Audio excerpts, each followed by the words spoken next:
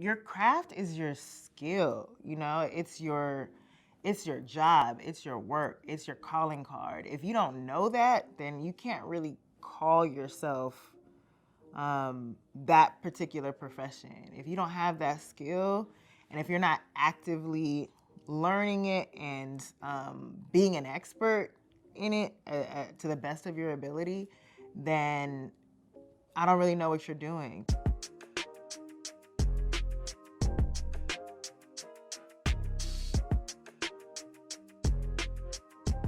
To get started as a writer, you really have to do just that. You have to start.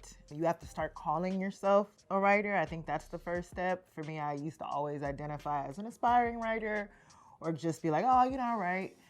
But I found that the sooner I called myself a writer, the sooner I started treating it like a profession. You also have to read a lot.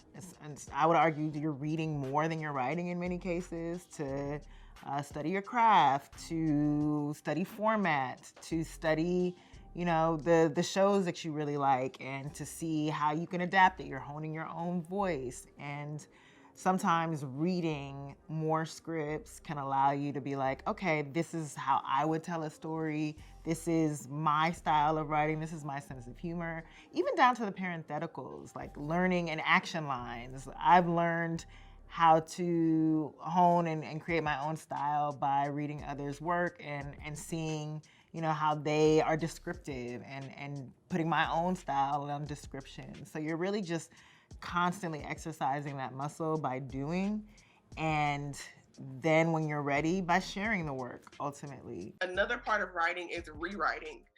There is no script that you write, and it's just like, okay, I'm done. Like, that's a part of the evolution too as a writer. You're constantly figuring out how to fine-tune things, make things stronger, better. It is an artistry, and I think it does take practice and a lot of discipline. You have to educate yourself about, storytelling structure and characters and just all the elements of storytelling.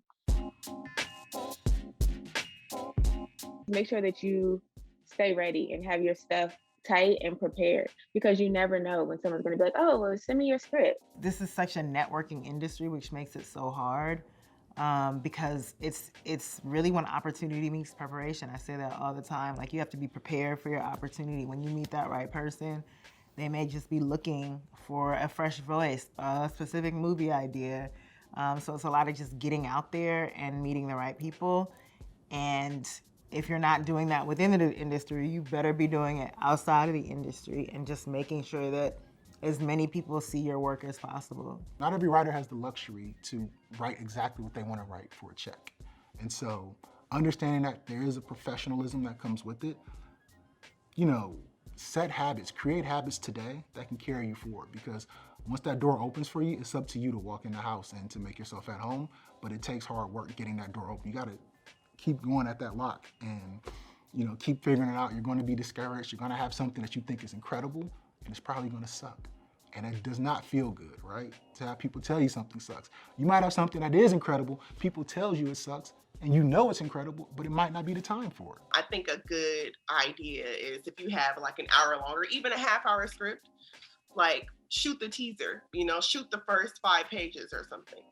Or shoot like the strongest scenes from each act. I also think obviously pitch decks are a good way to get people to really visualize and understand what you're writing, because the script is one thing, but if someone doesn't have time to read that, you put together like a 10-page visual deck, and that can really add life to the story that you want to put out there. I think the more that a script feels really clear about what it's trying to say, the more you feel like it has a voice, and that could be in the description, in the dialogue, in the general point of view, I think the more likely it is to stand out.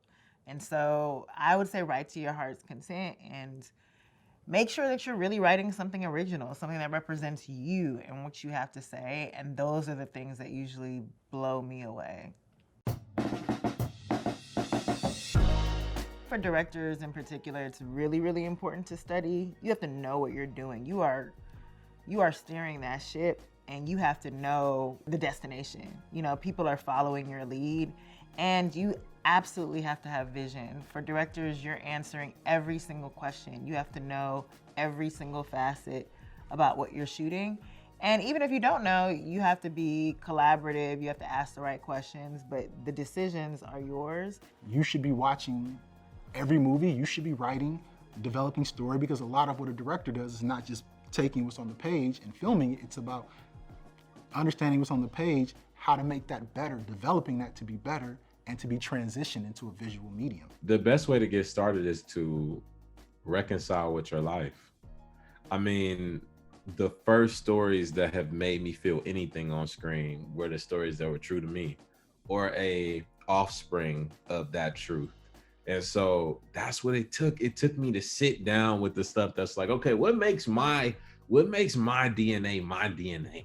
Like, what makes my family? What makes these things? When did I have an imaginary friend? When did I stop believing? And I felt like at times I got caught up in the current of what was being bought.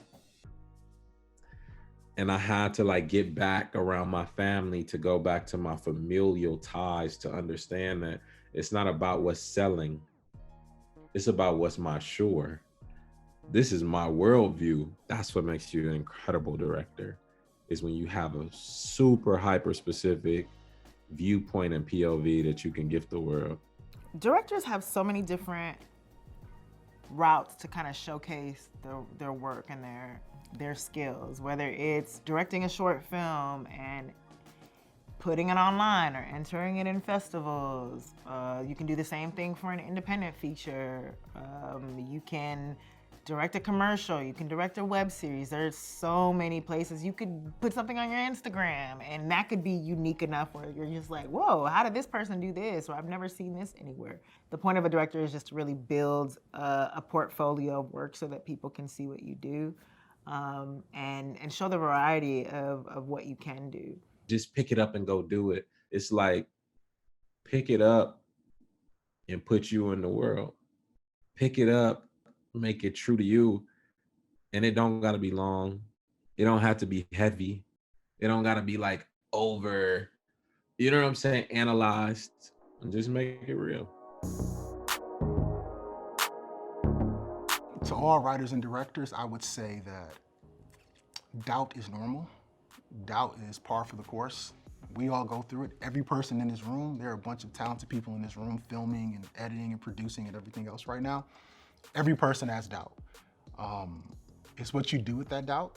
And once you know that everyone has doubt, you should kind of use that to your advantage, to understand that you're pushing yourself to be uncomfortable. And progress lives in the space of discomfort. Everyone has a story to tell, and I think that everyone's story matters. Regardless of whether you have it perfectly laid out on paper or not, there's always going to be someone who can relate to your story, or someone who has shared a similar experience with you. You gotta have like a crazy amount of belief in yourself and faith, because you're not gonna always be employed. You're not gonna always have the opportunities. People will not like your script. There's so much rejection and no, and like, then you see other people getting on, you're like, well, what's going on with me? And comparing and all that. But you just gotta keep believing in yourself. It's like you are focused, you are in it. You're not playing around, like you're devoted in some way to it. It can't help but find you. So that is my advice.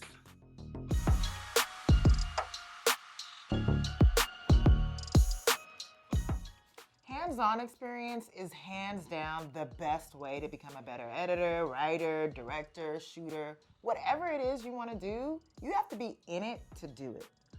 But there are tons of books written by people sharing their tools for success. Use them to help you get started and as compliments to your work throughout your career. A few of my favorites: Save the Cat, Stephen King's On Writing, and Sprint. Happy reading.